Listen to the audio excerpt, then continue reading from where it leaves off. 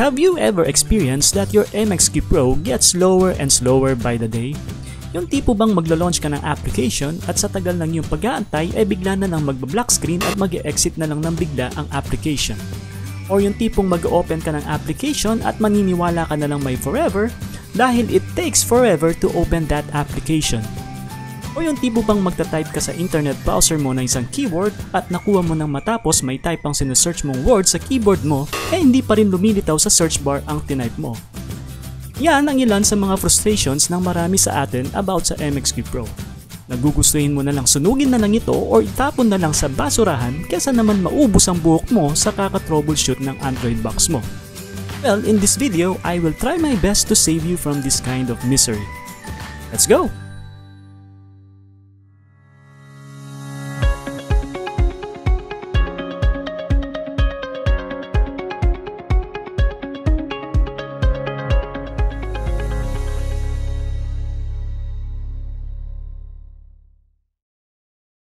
The device that I'm going to demonstrate in this video is an MXQ Pro 4K with an S905 processor.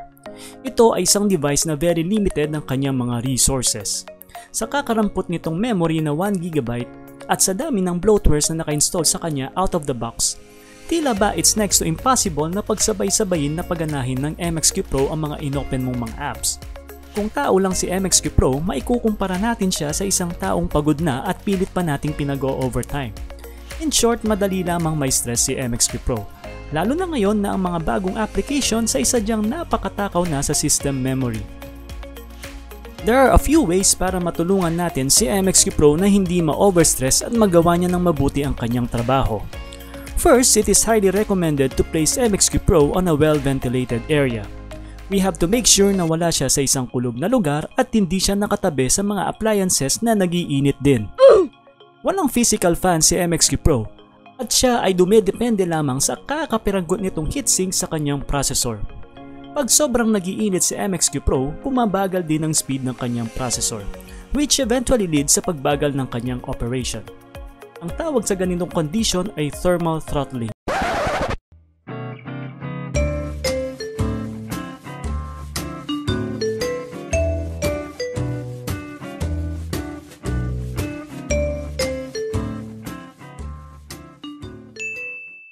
Second, remove all unwanted bloatwares or applications that came with the Android box when you first bought it. Ang mga bloatwares ay yung mga applications na pre-installed na sa device ninyo that consume a large chunk of the Android box memory which causes system slowdown. Usually, ang mga bloatwares ay hindi basta-basta na itatanggal ng pangkaraniwang users dahil ang mga apps na ito ay embedded na sa mismong file system ng Android. Bigyan ko kayo ng isang halimbawa. Ang typical na application na mada-download mo sa Play Store, kapag in-access mo ang settings ay may option siya na pwede mo siyang ma-uninstall. However, ang isang bloatware, kahit anong kalikot mo sa kanyang settings ay wala siyang kahit na anumang option para matanggal mo ito. Ito ang dahilan kung bakit mahirap para sa isang average Android box user para tanggalin ng mga bloatwares. Well, don't worry. We have one powerful tool that can help us with this. At ito ay yung tinatawag na System App Remover. Before we proceed sa pag-install ng app na ito, I would just like to give you a few notes and warnings. First, your device must be fully rooted bago mo magamit ang System App Remover.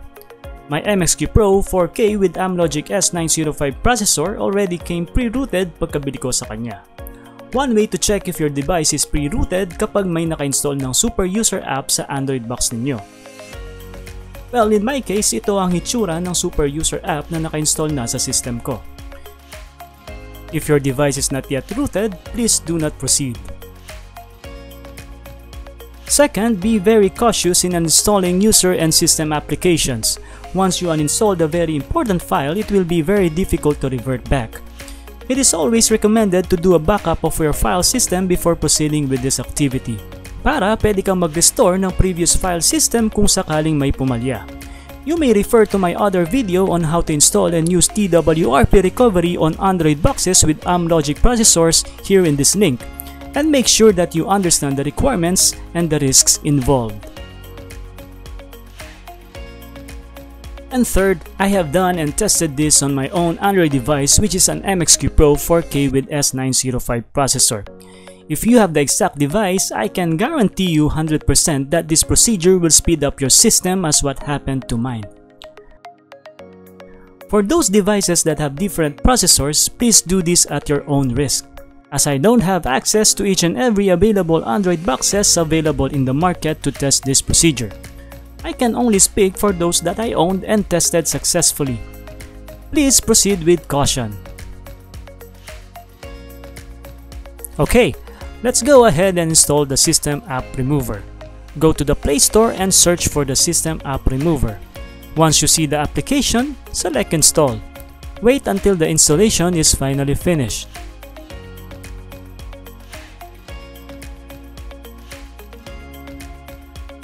Once completed, go ahead and launch the application. Click Start to proceed.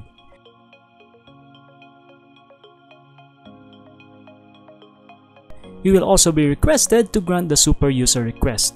Click Grant to proceed. Kapag okay na ang lahat, just click the left arrow at the topmost left. We need to uninstall first the user applications. May option ka to uninstall many applications at the same time by ticking multiple boxes. However, I would not recommend doing this because sometimes on very rare occasions, it may give you an error after batch uninstallation is completed, wherein a certain app failed to uninstall. So, para maiwasan natin ito, better do one uninstallation at a time. Better be safe than sorry, ika nga nila, do it slowly but surely. First in the list that I want to remove is the Pppoe Pro. This is a media streamer and a screen mirroring app that runs sluggishly with MXQ Pro. So, mas mabuting tanggalin ko na lang siya. Frugals. It is a video streaming app loaded with many ads. Better to download and use Cinema HD application instead, dahil it runs better on my device.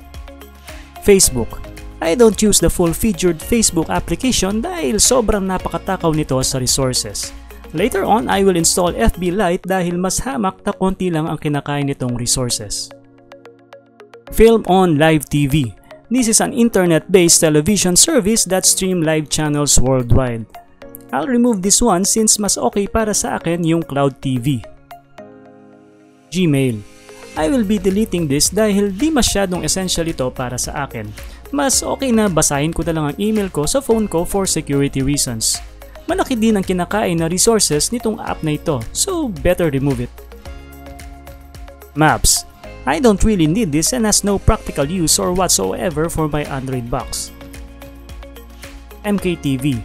This is another internet-based television service that streams live channels worldwide. Better stick with Cloud TV.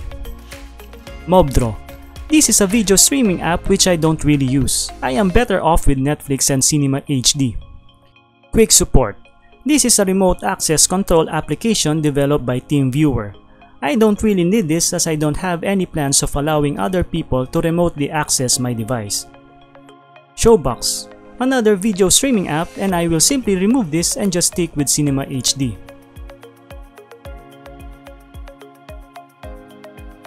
This is a Chinese app. I am not exactly sure what this is and what it does, so I will just delete it. Na-try ko nang tanggalin ito in the past at hindi naman nag-create ng problem sa system ko. So, it is okay to just delete this to save some space. We are now finally done uninstalling the user apps. Next, we click the topmost left arrow again and this time we select System App. You will be presented with a list of system apps which you would like to uninstall. First app to be uninstalled is Sky Live. This is another internet-based television service that streams live channels worldwide. I will still stick with Cloud TV. Calculator. I don't use this so I will just simply remove it. Media Center. This is an app that allows you to stream media files via DLNA. It also allows screen mirroring. For some unknown reason, this app slows down my system, and it is always running in the background.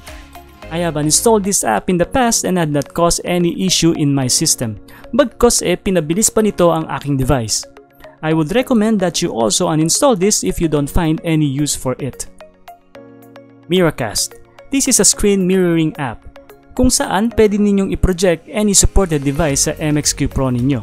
Di ko to ginagamit dahil sa kanyang latency or yung obvious na delay sa pag-transmit ng kanyang video. Well, it's up to you if you would like to keep this or not. But for my case, I will delete it. Pppoe.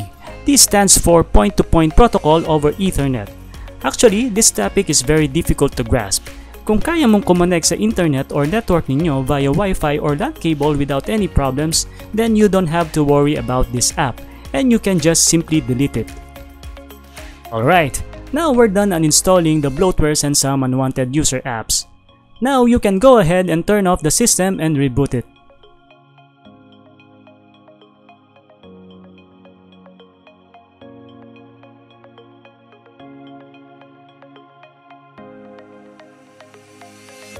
After the boot up, you will now have a minimalistic look in your application drawer. Naalis na lahat ng mga apps na hindi mo naman talaga kailangan. Hindi ba napakalinis tingnan? Hanep, di ba? Isa pa palang advice when it comes to MXQ Pro to achieve a smooth operation is to let the device sit for 10 minutes after booting. Meaning, huwag nyo munang galawin si MXQ Pro ninyo for the next 10 minutes after nyo siyang pinower on, para magkaroon siya ng enough time para ma-stabilize ang kanyang system. This technique worked well for me. In case na hirap pa rin ang MXQ Pro ninyo na magbukas ng mga app after all we did, you can also try clicking the overview icon and closing all open apps. This will free up some memory to finally open the app you previously want to launch. Alright, I hope natulungan kayo ng video na ito para mapabilis ang Android device nyo, especially the MXQ Pro 4K with S905 Amlogic Processor.